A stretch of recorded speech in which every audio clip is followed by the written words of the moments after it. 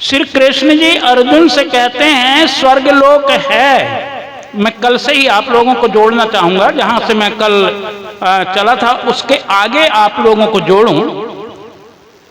किस प्रकार से हमें प्रलोभन दिया गया है, लेकिन वहां पर भी स्पष्ट बता दिया गया है जब तक तुम्हारे पुण्य अर्जित हैं तब तक ही आप स्वर्गलोक में रहोगे। पुण्य समाप्त होने के पश्चात पुनः मृत्यु लोक में ढकेल दिया जाएगा। एक कवि जंगल से निकला, बसंत ऋतु का अंतिम चरण था, पलाश के फूल खिल करके नीचे जमीन में गिरे पड़े हुए थे। कवि का हृदय तो कवितामयी होता ही है, इसलिए कवि ने कहा जब तुम्हारी ही ये गति है ये सूखे सुमन, कौन पूछेगा भला हम मनुज निहसार को। ये सुमन जब तुम्हारी ये गति है तो हम जैसे निसार मनुष्य को कौन पूछेगा। प्रिय बंधुओं, हमें प्रलोभन में फंसाया गया। मैंने कल बताया था कि जिन व्यक्ति में 4 लक्षण हैं वो आज ही स्वर्ग में हैं। कल नरक की आशा क्यों? जो आज स्वर्ग में वो कल कैसे नरक में जा सकेगा। लेकिन जिनके हृदय में आज ही नरक बसा हुआ है वो कल स्वर्ग को भी प्राप्त नहीं कर सकता। तो कल मैंने निवेदन किया था स्वर्ग के लक्षण के, मैं निवेदन करना चाहूंगा नरक क्या है। मानसकार की चौपाई कल मैंने बताया था, गोस्वामी जी मानस में लिखा है नरक सुकोन घोर निज देही, ये शरीर ही नरक है। लेकिन दूसरी तरफ नीतिकारों ने कहा अत्यंत कोपः कटुका जवानी दरिद्रता च स्वजने सुबैरम नीच प्रसंगा कुलहीन सेवा चिन्हानि देही नरक स्थिताणाम। जिनके जीवन में ये 10 लक्षण घटित हों वो आज ही नरक में हैं। समझ लीजिए आप कि हम कितनी देर नरक में हैं और कितनी देर स्वर्ग में हैं, आप स्वयं ही इसका निर्णय ले सकते हैं, किसी दूसरे से पूछने की आवश्यकता नहीं है। इसमें एक छोटी सी कहानी आप लोगों ने कई बार सुना होगा, उसे भी सामने रख दूं। एक बूढ़ी माँ थी, किसी गांव के निकट रहा करती थी। शमशान की रास्ता उसके मकान के निकट से हुआ करता। जब किसी व्यक्ति की अर्थी वहां से निकलती तो मां कहती थी यह व्यक्ति स्वर्ग गया, किसी को कहा करती ये नरक गया। लोगों में आपस में चर्चा हुई इस बुढ़िया के पास में कौन सा थर्मामीटर है, जिस थर्मामीटर से ये माप लेती है और माप करके बताती है स्वर्ग गया ये नरक गया। चर्चा चलती रही। कुछ लोगों ने साहस किया तो फिर क्यों ना हो उस माता के पास में चल के पूछ लिया जाए कि उसके पास है कौन सा थर्मामीटर। कुछ लोग उस बूढ़ी मां के पास में गए और कहा मां ये बताओ, जब कोई अर्थी निकलती तुम कहते ये स्वर्ग गया, कोई को कहती ये नरक गया, कौन सा थर्मामीटर तुम्हारे पास में है जिससे तुम नाप लेती हो और जान लेती हो कि ये स्वर्ग गया कि ये नरक गया। सज्जनों, उस बूढ़ी मां ने बड़ा सुंदर उत्तर दिया था। बूढ़ी मां ने कहा बेटा ना तो मैं पढ़ी लिखी हूं और ना ही किसी थर्मामीटर का मैं नाम भी नहीं जानती। बात तो अलग है थर्मामीटर से मापने की, लेकिन मैं उस थर्मामीटर का नाम तक नहीं जानती हूं। तो कहा पहचान कैसे करती? कहा बेटा मैं बड़ी सरलता से पहचान लेती हूं। जब कोई अर्थी जाती उसके पीछे 10, 20, 50, 100 लोग जाते ही हैं और वो भी आपस में चर्चा करते हुए जाते हैं। तो क्यों कोई कहता है, क्या कहें, ये व्यक्ति इतना भला व्यक्ति है, आज तो हमारे गांव की नाक चली गई, इतना सज्जन व्यक्ति, और दिन जीता तो बड़ा अच्छा होता। मैं समझ लेती हूं जिसके प्रति लोगों की इतनी आस्था है, इतना प्रगाढ़ प्रेम है, जिनके प्रति लोगों की इतनी शुद्ध भावना है, भला वो व्यक्ति नरक में जा भी कैसे सकता है। मित्रों, दूसरे तरफ बुढ़िया कहती है, मैं जो सुनती हूं कि अच्छा हुआ ये व्यक्ति कम से कम गांव का कांटा तो निकल गया। अरे भाई, ये तो हमारे चाचा लगते थे, इसलिए इसके अर्थी में भी आ गए, नहीं हम अर्थी में भी आने के काबिल नहीं था, ये तो कलंक था गांव का। और जब ऐसा सुनती हूं तो समझ लेती हूं ये व्यक्ति जब आज ही नरक में था तो कल इसका स्वर्ग संभव नहीं। मित्रों, ये बुढ़िया की कहानी नहीं है, किसी अर्थी की कहानी नहीं है, ये कहानी हमारी और आपकी है। जब तक हमारा मन गंदा है, मन में विषयांतक बातें चल रही है, मन में दूसरों के प्रति हमारी भावनाएं विकृत हैं, समझ लो हम नरक में बैठे हैं। जब हमारे मन में दूसरों के प्रति श्रद्धा, दूसरे के प्रति भाव हो, समझ लेना चाहिए कि हम स्वर्ग में हैं। मुझे श्री अभिलाष साहब जी की एक श्रुति बड़ी याद आती है, कई बार मैं कहता भी हूं। श्री अभिलाष साहब जी कहा करते थे, अगर आपके पिता ने धान की खेती करी, उस धान में कुछ घास हो गया, उन्होंने निराई भी की उसकी, लेकिन कुछ घास अभी छूट गया।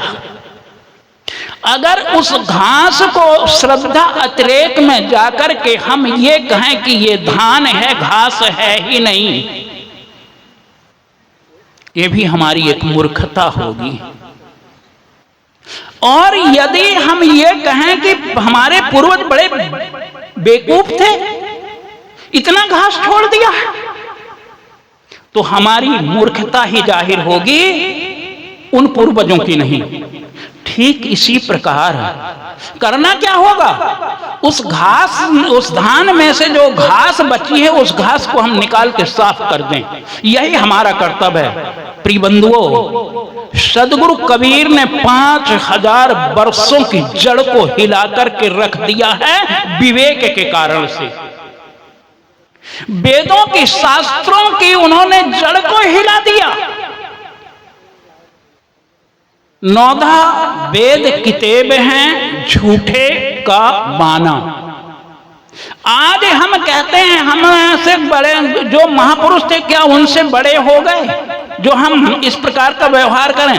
प्रिय बंधुओं, ये है हमारी पंगुता। हमको पंगु बनाना चाहता है कोई व्यक्ति। क्यों? क्योंकि संग्रह त्याग न बिनु पहचाने और ताते कछु गुण दोष बखाने। जब तक हम दोष और गुण दोनों का निर्णय नहीं कर लेंगे, आप सत्य तक नहीं पहुंच सकते हो। इसलिए महापुरुषों में श्रद्धा तो होनी अनिवार्य है, क्योंकि श्रद्धा नहीं होगी तो ज्ञान कभी हो नहीं सकता। गीता में बड़ी सुंदर बात बताई गई, श्रद्धावान लभ्यते ज्ञानम तत् संयते इंद्रियः ज्ञान लब्ध्वाम परम शांति मचिरेणति अधिगच्छति।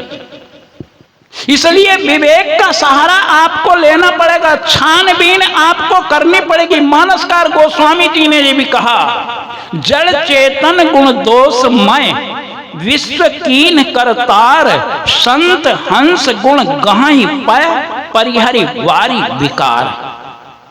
जड़ और चेतन दोनों मिश्रित हैं।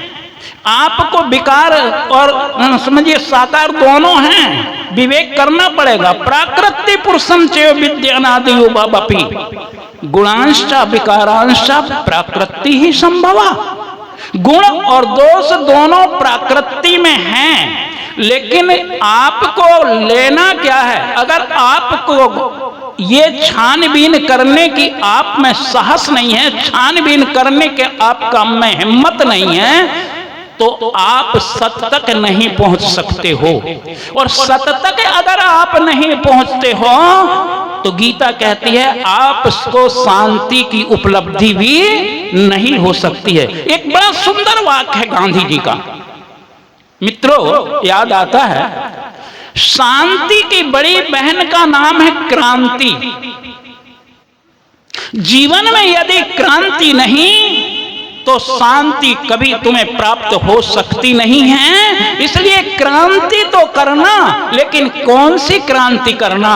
क्रांति का तात्पर्य ये नहीं कि किसी का सिर फोड़ देना, किसी को गाली गलौज कर देना।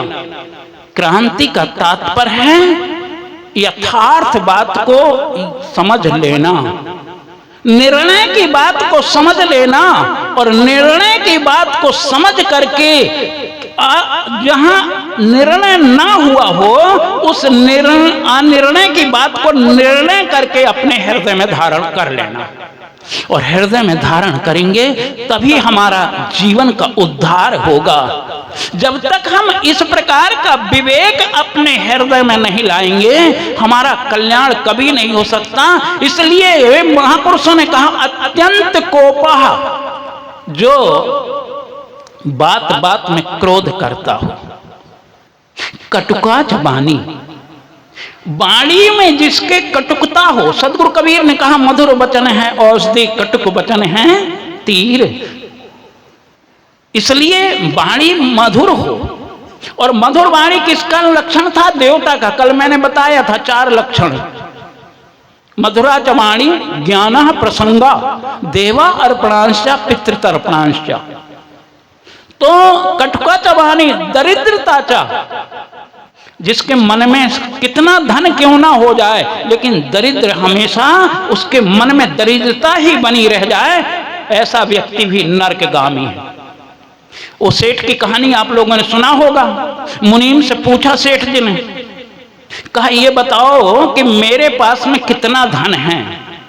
मुनीम ने गणित किया और मुनीम ने कहा महाराज अगर 50 वर्ष की एक पीढ़ी लगा ली जाए तो ऐसे 11 पीढ़ी तक आपके लोग बैठे बैठे खाने लोग, इतना धन है। सेठ ने कहा ओहो 11 पीढ़ी तक, मेरी 12वीं पीढ़ी का क्या होगा? मेरी 12वीं पीढ़ी क्या खाएगी? उसने कहा कोई बात नहीं, चलो कोई बात नहीं, 12वीं पीढ़ी के लिए बचाने के लिए कुछ तो करना पड़ेगा। चलो एक दिन धान की भूसी जो होती है ना, वो कहा कि चलो धान की भूसी खा करके हम निर्वाह कर लेंगे तो हमारी 12वीं पीढ़ी के लिए कुछ तो हो जाएगा। और जैसे धान की भूसी उन्होंने फाका, तो आप जानते हैं धान की भूसी कैसी होती है, फंस गई गले में धान की भूसी, और फंसे ही क्या सेठ जी के प्राणांत हो जाते हैं। दरिद्रता चा स्वजनेषु वैरम, अपने लोगों से बैर विरोध रखे। शार्ट में ले रहा हूं, विश्लेषण ना कर पाऊंगा, बहुत शार्ट में इसके शब्द अर्थ को ले रहा हूं। स्वजनेषु वैरम नीच प्रसंगः, नीचों का संग साथ करता हो, क्योंकि जैसा करे संग और वैसा लगे रंग। इसलिए नीचों का संग करें हम, शराबी कबाबी झगड़ालू ईर्षालु लोगों का संग करेंगे कैसा होगा? वैसे ही तो बनेंगे। आप शराबी के पास में बैठिए, पिए मत, लेकिन धीरे धीरे आप शराबी बन जाएंगे। सेंट के वाले के पास में आप बैठिए, सेंट भले ही ना भी खरीदे आप, लेकिन सुगंध आपको मिल जाएगी। ठीक इसी प्रकार कुसंगत और सत्संग का प्रभाव हमारे जीवन में पड़ता है, और वही कुसंग और सत्संग ही दूसरे शब्दों में कहें तो स्वर्ग और नरक है। इसके अलावा कोई दूसरा स्वर्ग और नरक दुनिया में है ही नहीं। जिसे लोगों ने हमें भय दिया, नरक का भय दिया और स्वर्ग का प्रलोभन दिया। इसलिए मित्रों बड़े सौभाग्य की बात है आज हमें मनुष्य का शरीर मिला है। और मनुष्य का शरीर क्यों मिला है? मननति मनुष्य, जो मनन करता हो, विचार करता हो, वो मनुष्य है। इसलिए हमें विचार करना है, और विचार करेंगे तो ही हजारों रोगों की एक दवा सदगुरु कबीर ने कही, करहु विचार तो सब दुख जाए। अगर विचार करोगे सारे दुखों का अंत हो जाएगा, लेकिन हम विचार नहीं कर पाते हैं, इसलिए हमारे जीवन में दुख है। तो सदगुरु कबीर के मूल पद था, कल मैंने उठाया था, पाप पुण्य की शंका नाही, स्वर्ग नरक नहीं जाही। मुझे पाप पुण्य की शंका नहीं है, स्वर्ग नरक में कभी जा नहीं सकता हूं। इसलिए और लोगों ने भय या प्रलोभन दिया, लेकिन सदगुरु कबीर एक ऐसे दुनिया में महापुरुष हुए हैं जिन्होंने निर्भय पद दिया है, अभय पद दिया है, और बिना अभय पद का आपका कल्याण होना संभव नहीं है। इसलिए साहेब कबीर अभय पद दाता सदगुरु पूरण साहिब जी कहते हैं। सदगुरु कबीर अभय पद को देने वाले हैं। इसलिए हम सदगुरु कबीर की वाणियों को आत्मसात करें, तभी हमारा जीवन सुलभ और साकार जीवन होगा। इसी शब्दों के साथ में वाणी को विराम। बोलिए श्री सदगुरुदेव की। बहुत बढ़िया।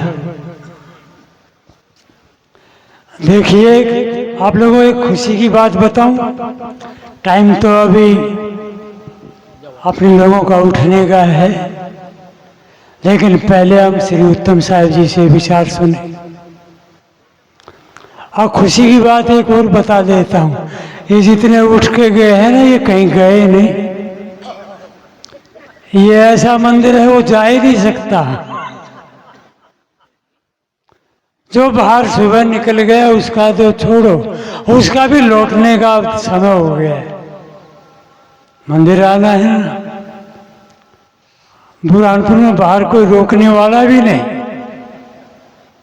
कि आ जाओ, तुम दूर से आए, आना पड़ेगा यही। और थोड़ी देर आजमा के देख लो, हम लोग घंटा भर ही और बैठ जाए तो वे घूम फिर के फिर यहीं आ जाएंगे। आसन कहीं किसी का नीचे, किसी का ऊपर। वो सत्संग के आसपास अपनी धारा जोड़नी ही पड़ेगी। तो एक हमारे महात्मा कोठारी साहब कुछ काम लेके आए क्या? चलो ठीक है, उनके आने से खतरा होता है।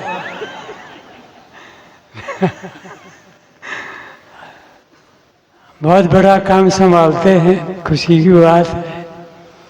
अभी श्री उत्तम साहब के पास माइक रखो तो साहब के भी विचार 20 मिनट सुनो, फिर